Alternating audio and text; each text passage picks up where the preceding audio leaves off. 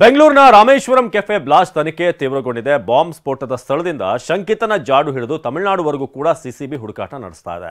8 ತಂಡ 6 ಆಯಾಮದ ಬೆನ್ನತ್ತಿ ಗಲ್ಲಿ ಗಲ್ಲಿ ಹುಡುಕಿದ್ರು ಕೂಡ ಆರೋಪಿ ಮಾತ್ರ ಇನ್ನೂ ಪತ್ತೆಯಾಗಿಲ್ಲ. ಸಿಸಿಟಿವಿ ನಲ್ಲೆಲ್ಲ ನಮಗೆ ಲಭ್ಯ ಆಗಿದೆ. ಆ ವ್ಯಕ್ತಿಯನ್ನ ಹಿಡಿತೇವೆ. ಎಲ್ಲ ಆಂಗಲ್ ನಲ್ಲೂ ಕೂಡ ತನಿಖೆ ಮಾಡೋದಕ್ಕೆ ಈಗಾಗಲೇ ಅವತ್ತೇ ಪ್ರಾರಂಭ ಮಾಡಿದ್ದಾರೆ. ಎರಡು ಮೂರು ದಿನಗಳಲ್ಲಿ ಅರೆಸ್ಟ್ ಮಾಡ್ತೀವಿ. 8 ತಂಡ 6 ಆಯಾಮ ಸಿಸಿ ಕ್ಯಾಮೆರಾ ಫುಟೇಜ್ ಜಾಲಾಡಿದ್ರೂ ಆರೋಪಿ ಸುಳಿವಿಲ್ಲ. 26 ಬಿಎಂಟಿಸಿ ಬಸ್ ಹುಡುಕಿದ್ರೂ ಶಂಕಿತ ಬಾಂಬರ್ನ ಜಾಡು ಸಿಕ್ತಿಲ್ಲ. ರಾಮೇಶ್ವರಂ ಕೆಫೆಯಲ್ಲಿ ರವೆ ಇಡ್ಲಿ ತಿಂದು ಬಾಂಬ್ ಇಟ್ಟು ಹೋದ ಶಂಕಿತ ಉಗ್ರನ ಸೆರೆ ಹಿಡಿಯುವುದೇ ಬೆಂಗಳೂರು ಪೊಲೀಸರಿಗೆ ತಲೆನೋವಾಗಿದೆ. ಬೆಂಗಳೂರು ಪೊಲೀಸರಿಗೆ ತಲೆನೋವಾದ cafe bomber Vinayak catering business ನಲ್ಲಿ 20% ಲಾಭ ಗಳಿಸುತ್ತಿದ್ದಾರೆ. ನೀವು ಕೂಡ ಅವರಿಂದ ಕಲಿಬೇಕಾ? ಅವ್ರ ಜೊತೆ ವಿಡಿಯೋ ಕಾಲ್ ನಲ್ಲಿ ಮಾತಾಡಬೇಕಾ?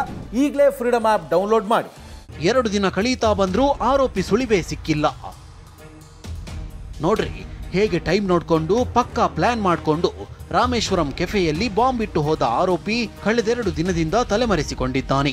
ಹೊಸೂರು ಕಡೆ ಹೋದ್ನೋ ಕೇರಳ ಕಡೆಗೆ ಹೋದ್ನಾ ಅನ್ನೋ ಬಗ್ಗೆ ಪೊಲೀಸರು ತನಿಖೆ ನಡೆಸುತ್ತಿದ್ದಾರೆ. ಕೆಫೆಗೆ 1 ಕಿಲೋಮೀಟರ್ ದೂರ ನಡೆದುಕೊಂಡೇ ಬಂದಿರೋ ಆರೋಪಿ ಹೋಗುವಾಗ 100 ಮೀಟರ್ನಷ್ಟು ದೂರ ಹೋಗಿರೋ ದೃಶ್ಯ ಮಾತ್ರ ಸೆರೆಯಾಗಿದೆ. ಹೀಗಾಗಿ 1 ಕಿಲೋಮೀಟರ್ಗೂ ಮುನ್ನ ಯಾವ ವಾಹನದಲ್ಲಿ ಬಂದ, ಯಾರಾದರೂ ಡ್ರಾಪ್ ಮಾಡಿದ್ರಾ ಅನ್ನೋ ಬಗ್ಗೆ ಪೊಲೀಸರು ತನಿಖೆ ತೀವ್ರಗೊಳಿಸಿದ್ದಾರೆ. 8 ತಂಡಗಳನ್ನ ಈಗಾಗಲೇ ರಚನೆ ಮಾಡಿ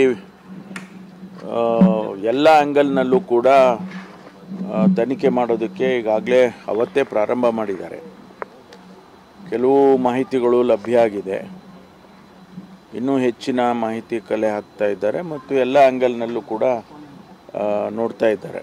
NIA ಅವರು ಇದ್ದಾರೆ ಮತ್ತು ಈಗ NSG ಅವರು ಬಂದಿದ್ದಾರೆ.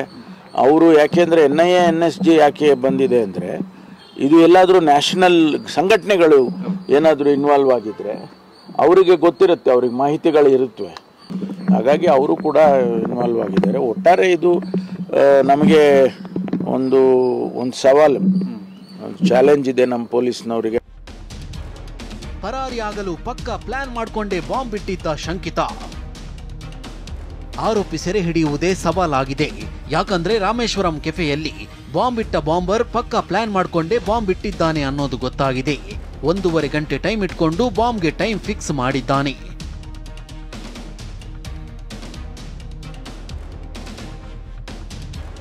ಪೊಲೀಸರ ತನಿಖೆ ಬಗ್ಗೆ ತಿಳಿದುಕೊಂಡೇ ಶಂಕಿತ ಉಗ್ರ ಬಾಂಬ್ ಇಟ್ಟಿದ್ದಾನೆ. ಕರ್ನಾಟಕ ಗಡಿ ದಾಟಲು 1.5 ಗಂಟೆ ಟೈಮ್ ಫಿಕ್ಸ್ ಮಾಡಿಕೊಂಡೇ ಶಂಕಿತ ಎಂಟ್ರಿ ಕೊಟ್ಟಿದ್ದಾನೆ. ಇದಾದ 1.5 ಗಂಟೆ ಬಳಿಕ ಕೆಫೆಯಲ್ಲಿ ಮಧ್ಯಾಹ್ನ 12:55ಕ್ಕೆ ಬಾಂಬ್ ಬ್ಲಾಸ್ಟ್ ಆಗಿದೆ. ಈ 1.5 ಗಂಟೆ ಸಮಯದಲ್ಲಿ ಆರೋಪಿ ಎಸ್ಕೇಪ್ ಆಗಲು ಪ್ಲಾನ್ ಮಾಡಿಕೊಂಡೇ ಕೃತ್ಯ ಎಸಗಿರೋ ಬಗ್ಗೆ ಪೊಲೀಸರು ಅನುಮಾನ ವ್ಯಕ್ತಪಡಿಸಿದ್ದಾರೆ.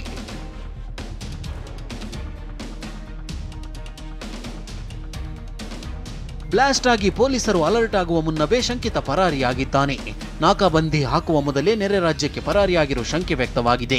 ಇದಕ್ಕಾಗಿಯೇ 1.5 ಗಂಟೆ ಗ್ಯಾಪ್ ಇಟ್ಟುಕೊಂಡೇ ಬಾಂಬ್ ಇಟ್ಟಿರಬಹುದು ಅಂತ ತನಿಖಾಧಿಕಾರಿಗಳು ಶಂಕಿಸಿದ್ದಾರೆ. ಶಂಕಿತ ಸಂಚಾರ ಮಾಡಿದ ಬಿಎಂಟಿಸಿ ಬಸ್ಗಳಲ್ಲಿ ಪರಿಶೀಲನೆ. ಇನ್ನು ಶಂಕಿತ ಸಂಚಾರ ಮಾಡಿದ ಬಿಎಂಟಿಸಿ ಬಸ್ಗಳಲ್ಲಿಯೂ ಪರಿಶೀಲನೆ ನಡೆಸಲಾಗಿದೆ. ಸಿಸಿ ಕ್ಯಾಮೆರಾ, ಬಸ್ ಕಂಡಕ್ಟರ್ಗಳನ್ನ ವಿಚಾರಣೆ ಮಾಡಲಾಗಿದೆ. ಬ್ಲಾಸ್ಟ್ ಆದ ಸಂದರ್ಭದಲ್ಲಿ 26 ಬಸ್ಗಳು ಓಡಾಡಿವೆ. ಒಂದು ಬಸ್ನಲ್ಲಿ ಕ್ಯಾಪ್, ಮಾಸ್ಕ್ ಮತ್ತು ಗ್ಲೌಸ್ ಹಾಕಿ ಸಂಚಾರ ಮಾಡಿರೋದು ಗೊತ್ತಾಗಿದೆ. ಇನ್ನು ಬಿಎಂಟಿಸಿಯಲ್ಲಿನ ಸಿಸಿಟಿವಿ ದೃಶ್ಯ ನಾವು ಕೊಟ್ಟಿದ್ದೇವೆ ಅಂತ ಸಾರಿಗೆ ಸಚಿವ ರಾಮಲಿಂಗಾರೆಡ್ಡಿ ಹೇಳಿದ್ದಾರೆ. ನಾವು 26 ಬಸ್ಸು ಆ ಟೈಮ್ನಲ್ಲಿ ಹೋಗಿದೆ. ಅವರು ಎಕ್ಸ್ಪ್ಲೋಸಿವ್ ಆಯ್ತಲ್ಲ, ಎಕ್ಸ್ಪ್ಲೋಡ್ ಆದಾಗ ಆ ಟೈಮು 26 ಬಸ್ ಹೋಗಿದೆ. ಆ 26 ಬಸ್ಸು ನಾವು ನೋಡಿದ್ದೇವೆ. 26 ಬಸ್ಸಿನ ಕ್ಯಾಮ್ರಾನನ್ನು ಕೂಡ ಈಗಾಗಲೇ ನಾವು ನೋಡಿದ್ದೇವೆ. ಅದರಲ್ಲಿ ಒಂದು ಯಾವುದು ಅವನು ಹೋಗಿದ್ದು ಕೂಡ ಸಿಕ್ಕಿದೆ. ಅವನು ಬಂದಿದ್ದು ಬಸ್ಸು ಅದರಲ್ಲಿ ಕೂಡ ಅವನು ಕ್ಯಾಪ್ ಹಾಕ್ಕೊಂಡಿದ್ದಾನೆ, ಗ್ಲಾಸ್ ಹಾಕ್ಕೊಂಡಿದ್ದಾನೆ, ಇದನ್ನು ಏನದು ಮಾಸ್ಕ್ ಹಾಕ್ಕೊಂಡಿದ್ದಾನೆ. ಅಲ್ಲೂ ಕೂಡ ಅಷ್ಟು ಕ್ಲಾರಿಟಿ ಆಗ್ತಿಲ್ಲ. ಆ ಬಸ್ಸಲ್ಲಿ ಫುಟ್ಟಿಂಗ್ಸ್ ಕೊಟ್ಟಿದ್ದೀವಿ. ಅವರು ಅಲ್ವೋ ಆ ಬಸ್ಸಲ್ಲಿ ಬಂದರೋ ಇಲ್ವೋ ಅದು ಇನ್ನೂ ಗೊತ್ತಾಗಿಲ್ಲ. ಕೇಳಿದರೆ ಕೊಟ್ಟಿದ್ದಾರೆ. ಆರೋಪಿ ಪತ್ತೆಯಾಗದಿದ್ರೆ ರೇಖಾಚಿತ್ರ ಬಿಡುಗಡೆ ಸಾಧ್ಯತೆ. ಈಗಾಗಲೇ ರಾಮೇಶ್ವರಂ ಕೆಫೆಯಲ್ಲಿ ಬಾಂಬ್ ಬ್ಲಾಸ್ಟ್ ಆಗಿ 2 ದಿನ ಕಳೆದಿದೆ. ಈವರೆಗೂ ಶಂಕಿತ ಉಗ್ರನ ಸುಳಿವು ಪತ್ತೆಯಾಗಿಲ್ಲ. ಹೀಗಾಗಿ ಆರೋಪಿ ಪತ್ತೆಯಾಗದಿದ್ರೆ ಶಂಕಿತ ಉಗ್ರನ ರೇಖಾಚಿತ್ರ ಬಿಡುಗಡೆ ಮಾಡುವ ಸಾಧ್ಯತೆ ಇದೆ. ಇನ್ನು ಹೊಸಪೇಟೆಯಲ್ಲಿ ಈ ಕುರಿತು ಮಾತನಾಡಿದ ಮುಖ್ಯಮಂತ್ರಿ ಸಿದ್ದರಾಮಯ್ಯ, ಶಂಕಿತ ಉಗ್ರನ ಬಗ್ಗೆ ಸುಳಿವು ಸಿಕ್ಕಿದೆ, ಶೀಘ್ರದಲ್ಲೇ ಶಂಕಿತ ಉಗ್ರನ ಬಂಧನವಾಗುತ್ತೆ ಅಂತ ಹೇಳಿದ್ದಾರೆ. ಇನ್ನೇ 2-3 ದಿನಗಳಲ್ಲಿ ಅರೆಸ್ಟ್ ಮಾಡ್ತೀವಿ ಅಂತ ಹೇಳಿದರು. ಯಾಕಂದರೆ ಸುಳುವು ಸಿಕ್ಕಿದೆ, ಅದು ಯಾರು ಅಂತ ಅರೆಸ್ಟ್ ಮಾಡ್ತೀವಿ ಅಂತ ಹೇಳಿದ್ರು. ಗೊತ್ತಿಲ್ಲ, ನಾನು ಈ ಪೊಲೀಸ್ನವ್ರ ಜೊತೆ ಮಾತಾಡ್ತೀನಿ.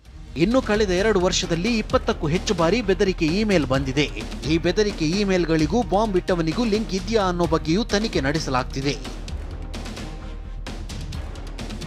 Bureau report, TV9.